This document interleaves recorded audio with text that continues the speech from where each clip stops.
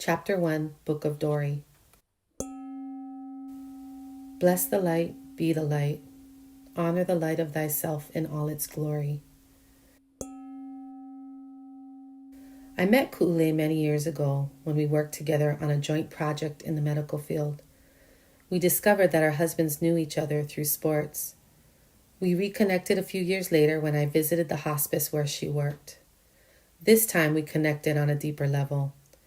We had much in common as we were both pregnant and gave birth to our babies around the same time. On a routine visit to hospice, a little nudge within told me to drop by Ukulele's office.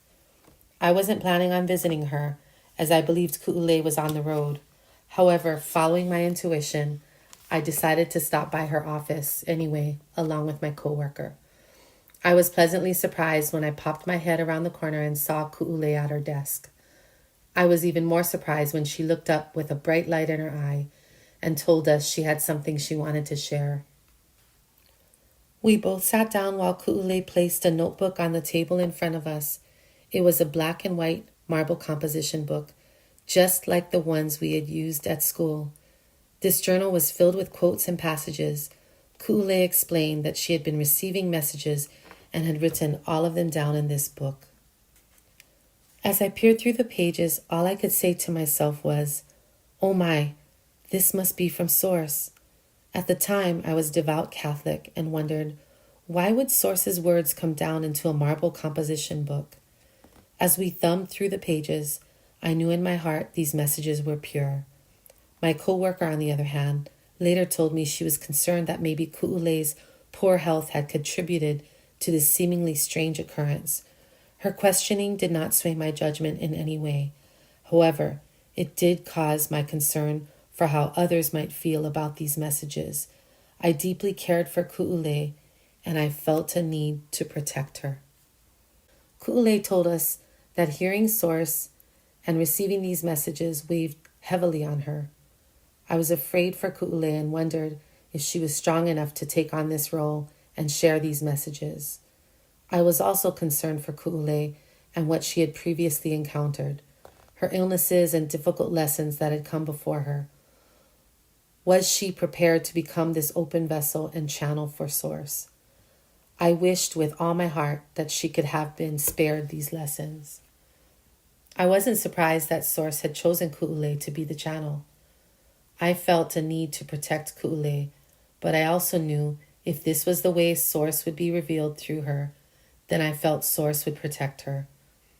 I received a revelation of confirmation when Source spoke to me directly through Ukulele and said, "You don't need to be concerned. If it is of me, then it's all good. It's all love." During our visit with Ukulele, I was initially concerned about the time and the need to move on to our next destination.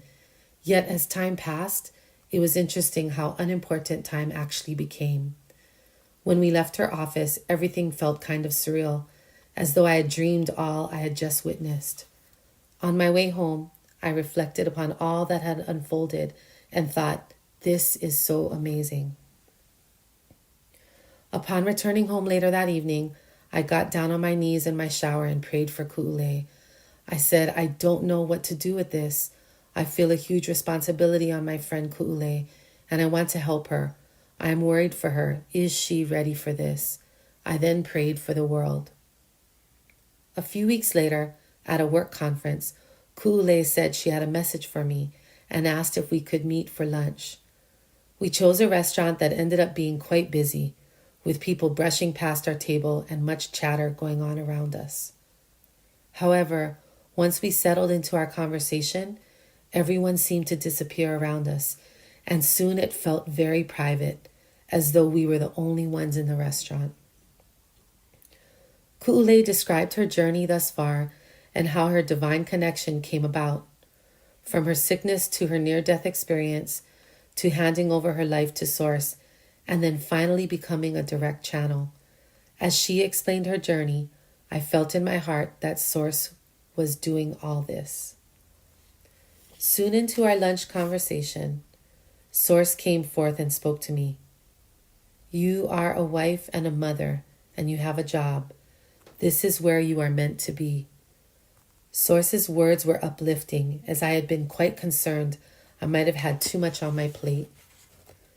Ukulele didn't know how I felt about my job and extensive amounts of work I had to handle. Yet Source knew.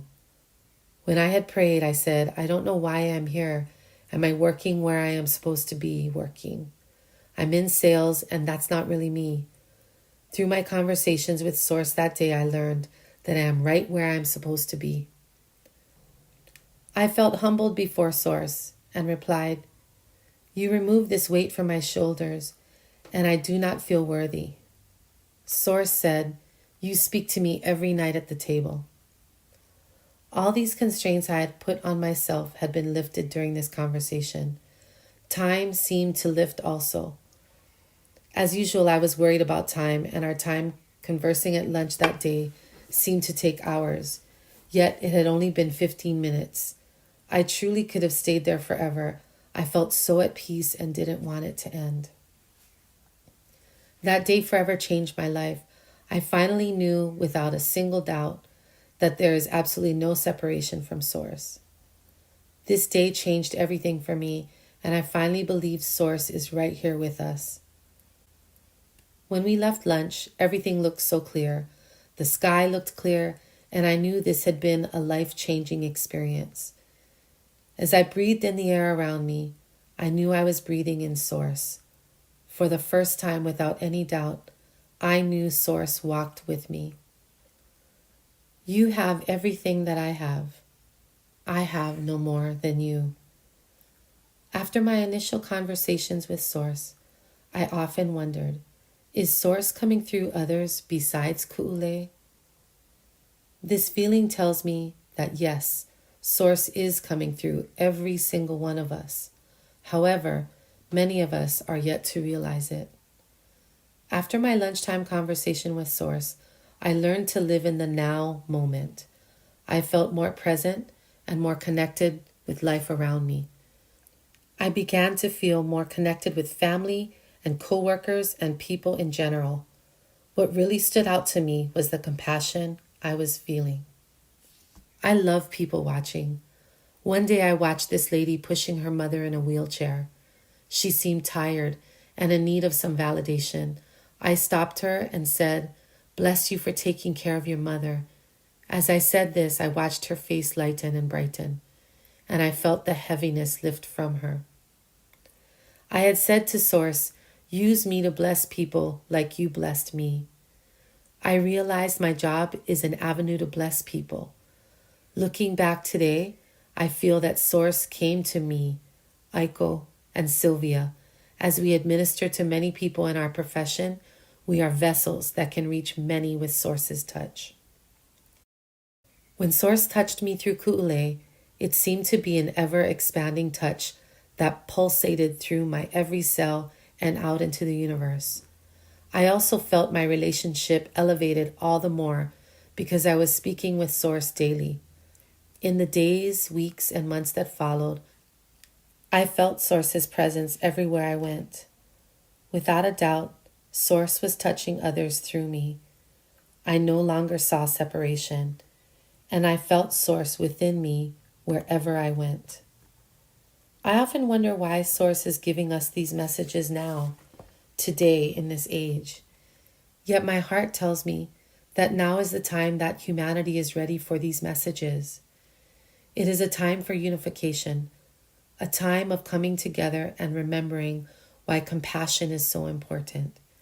It is a time to help each other and give to each other as never before. We are moving into a new age, a new time, and this is the time of compassionate unification. I pray for the world, and I pray that we will each know compassion and humbly offer it to all who are in our presence, our spouses, our children, our parents, our siblings, our co-workers, our friends, our neighbors, and of course ourselves. Bless the earth, bless the people, bless everything, and see me everywhere. Source. Amen. Love, Dori.